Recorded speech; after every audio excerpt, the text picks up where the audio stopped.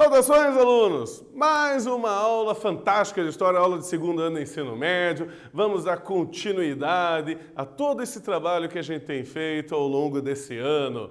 Esse trabalho de entender melhor o pensamento iluminista, suas influências na Europa, nos Estados Unidos, no Haiti e agora na América Espanhola. Vamos lembrar o que a gente tratou nas últimas aulas. Eu já dei aqui um spoiler, mas as características do pensamento iluministas, isso a gente estudou no segundo trimestre e já vimos as consequências que isso teve para grande parte do velho continente, mas também suas influências na América. Tá? A independência dos Estados Unidos, totalmente influenciada pelo iluminismo, e da República do Haiti, totalmente influenciada pelo iluminismo também. Tá? E a invasão de Napoleão Bonaparte em Portugal e Espanha, que a gente estudou no segundo trimestre, tá? E que houve esse fato, e esse fato é importantíssimo para a história do Brasil, que nós veremos em algumas aulas para frente, mas também para a aula sobre a América Espanhola, que nós começamos a ver nesse exato momento.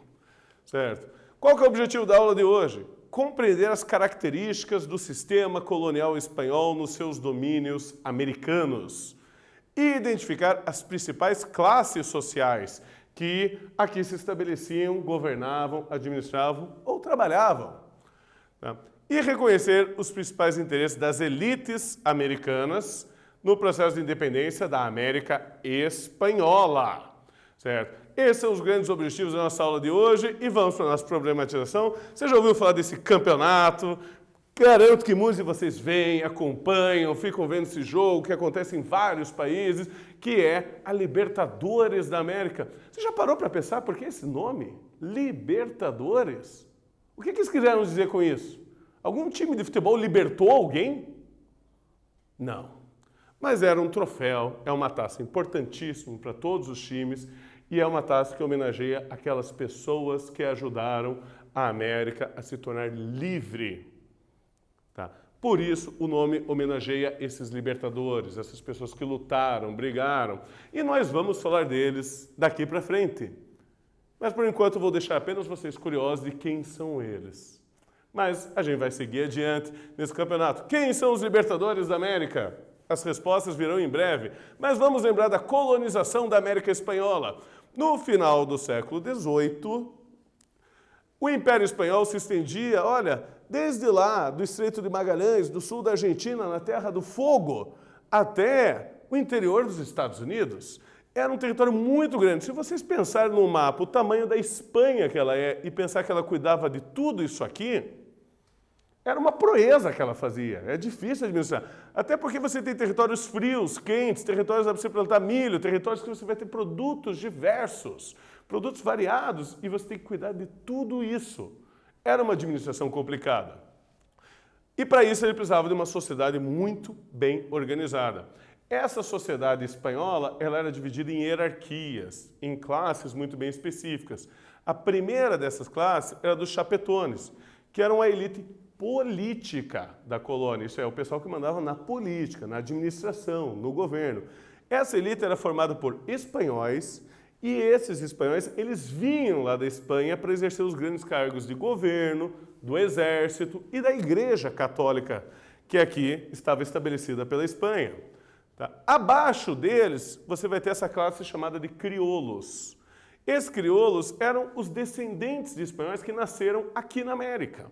Certo? O berço deles não era espanhol, o berço era aqui, embora eles vinham de espanhóis. Eles eram geralmente filhos de chapetones.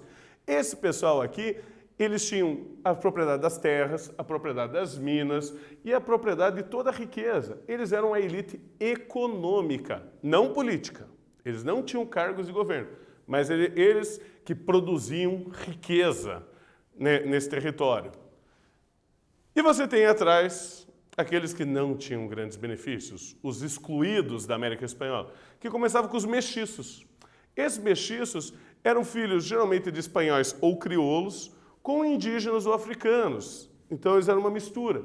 Por causa disso, eles eram considerados filhos ilegítimos. E por causa disso, eles eram trabalhadores livres, Eles não eram escravizados ou obrigados ao sistema de trabalho, mas eles também não tinham direitos a ter terra, a política, a economia e por diante. Então eram os trabalhadores assalariados, sem direitos de participar do governo ou de enriquecer, ter propriedades.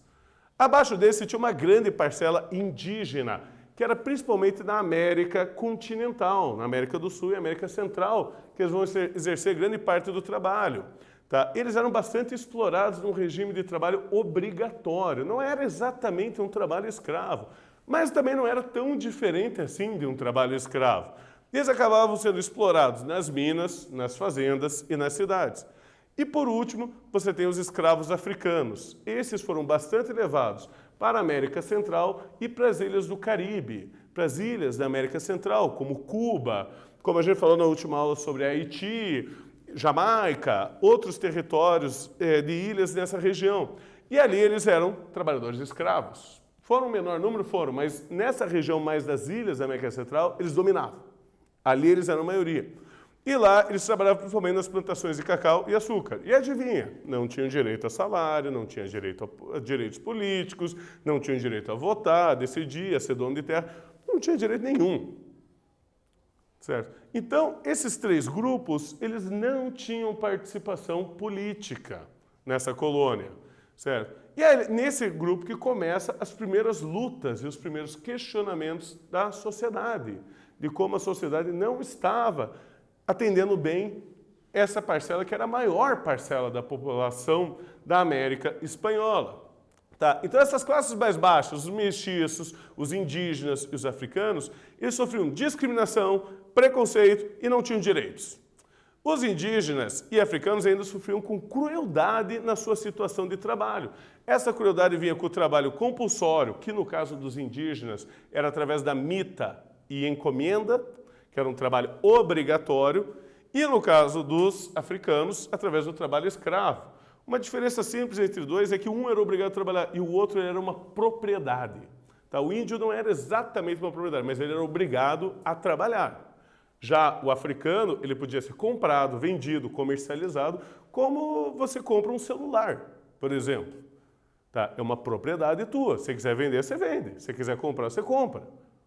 Tá? E os mestiços, eles tinham um trabalho com baixos salários e ficavam sempre sujeitos a problemas econômicos, ao desemprego, a perderem suas terras, sua pouca propriedade, não conseguir pagar o aluguel. Então eles sofriam sempre com essa parte baixa econômica da sociedade espanhola. Eles não tinham uma estabilidade, eles eram livres, assalariados, mas o trabalho deles não era garantido. E seus direitos, muito menos. Certo? A primeira dessas grandes revoltas vai ser a revolta de Tupac Amaru. Tá? O que acontece? Parte da administração da América Espanhola, da colônia da Espanha aqui na América, eles se usavam uma parte de alguns indígenas para administrar os vários povoamentos indígenas que aqui estavam espalhados. Esse pessoal aí era chamado de curacas. O que acontece? Eles tinham a responsabilidade de governar, eles recebiam alguns benefícios, como o direito de estudar, de aprender a religião católica, que era obrigatória, e eles que administravam esses povoamentos indígenas na América. Tá? Então, eles ganhavam alguns benefícios, mas eles governavam em nome da Espanha. Um desses curacas foi esse carinha aqui, chamado José Gabriel. E ele governava uma série de povoados na província de Tinta, que fica no país que hoje a gente chama de Peru. Tá? Então, ele era um descendente indígena que fazia essa administração em nome dos espanhóis.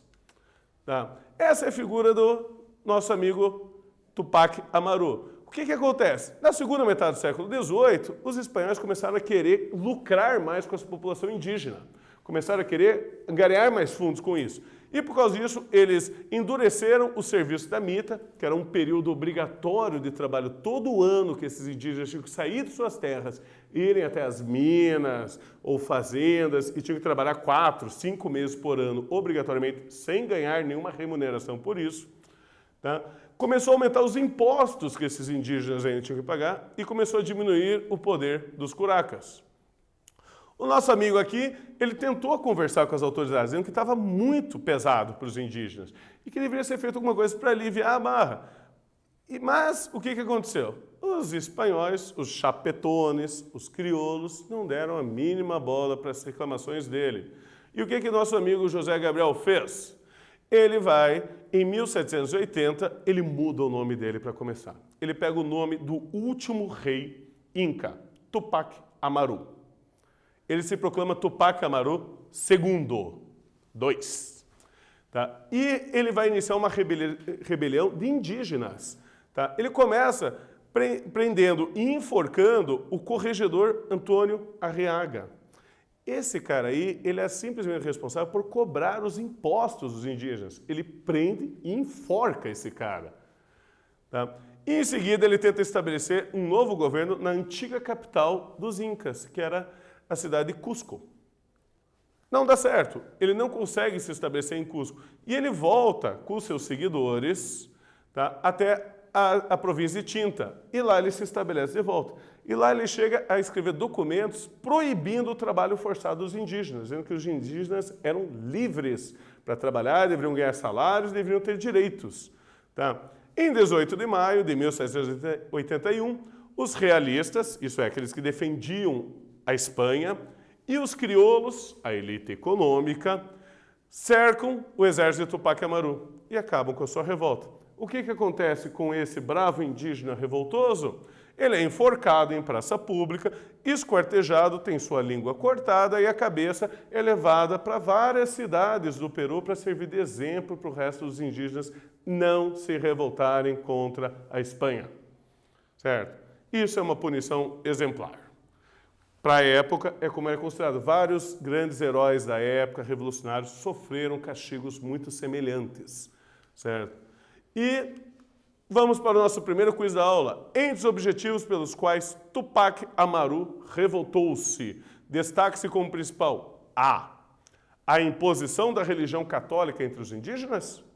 B. O aumento do salário mínimo. C. A abolição do trabalho forçado entre os indígenas. Ou letra D. O direito a voto na população indígena. Vocês terão uns minutinhos aí para pensar e eu já retorno aqui com a alternativa correta.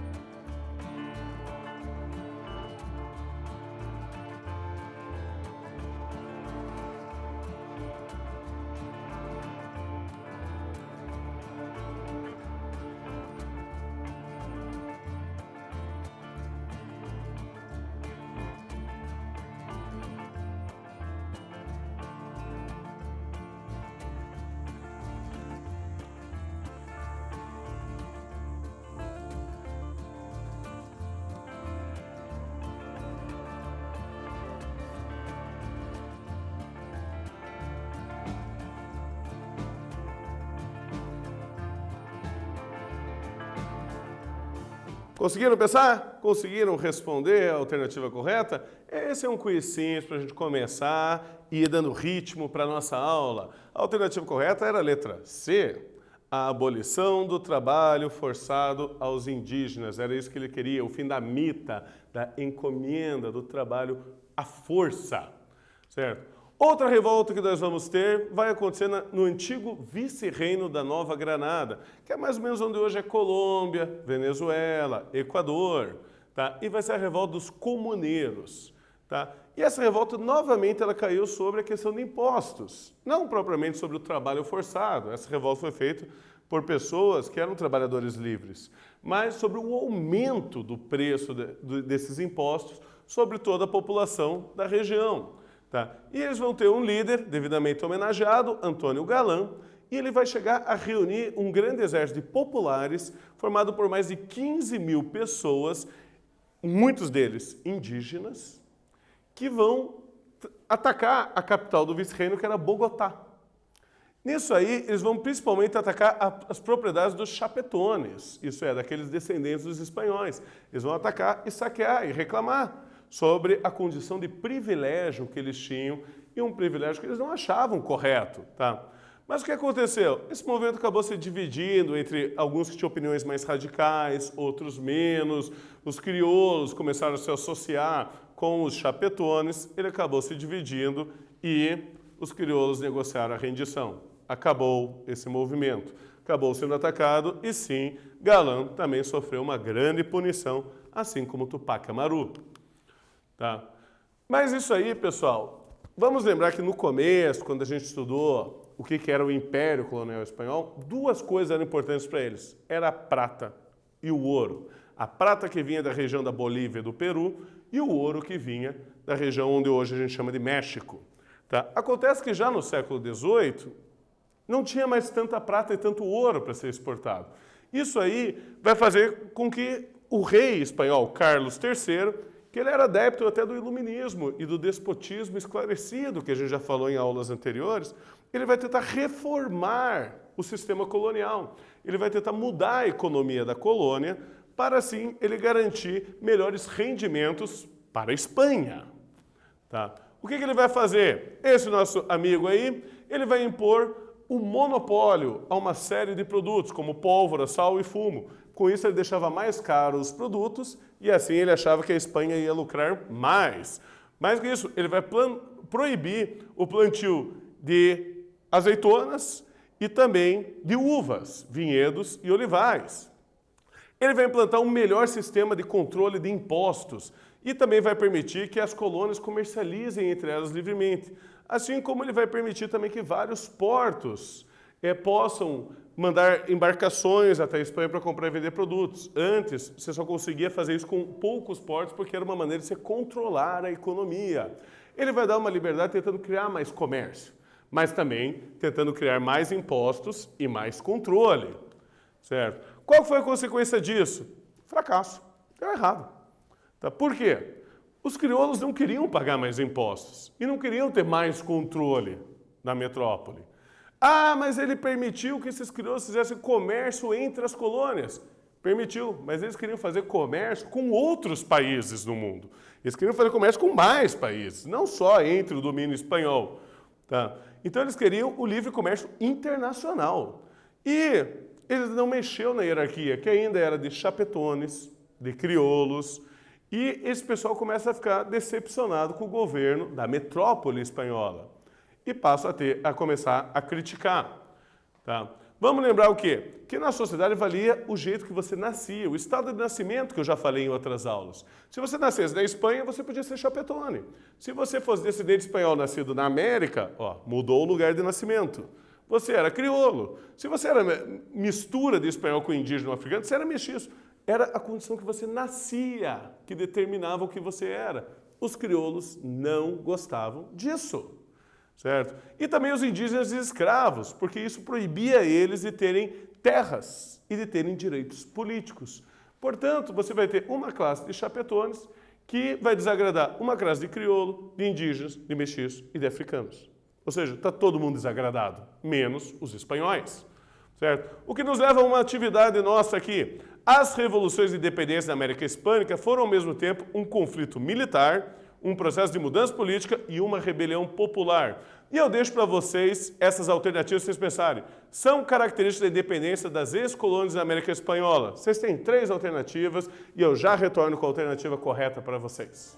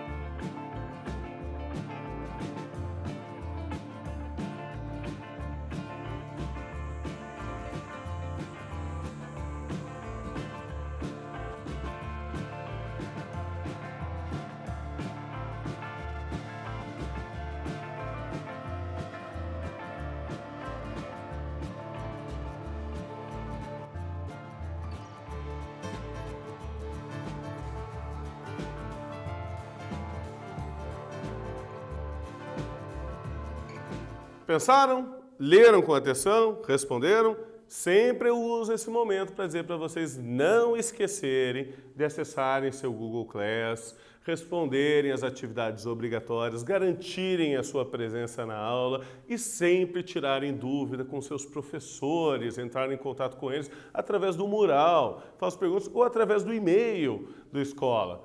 Mas não deixe de irem atrás das pessoas que podem auxiliar mais diretamente o seu aprendizado. E a alternativa correta é... letra A.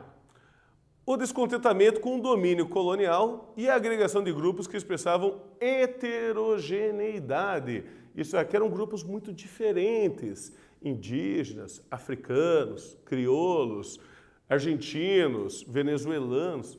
Havia muita diferença entre eles. Tanto diferença étnica, regional, econômica e cultural no continente.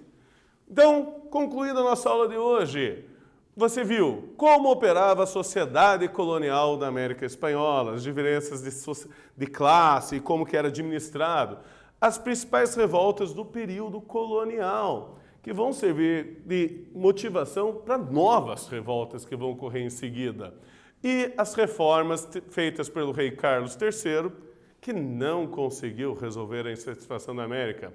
Então, agradeço a todos por ver essa aula e me despeço de vocês. Na próxima aula a gente vai para a Revolução em si.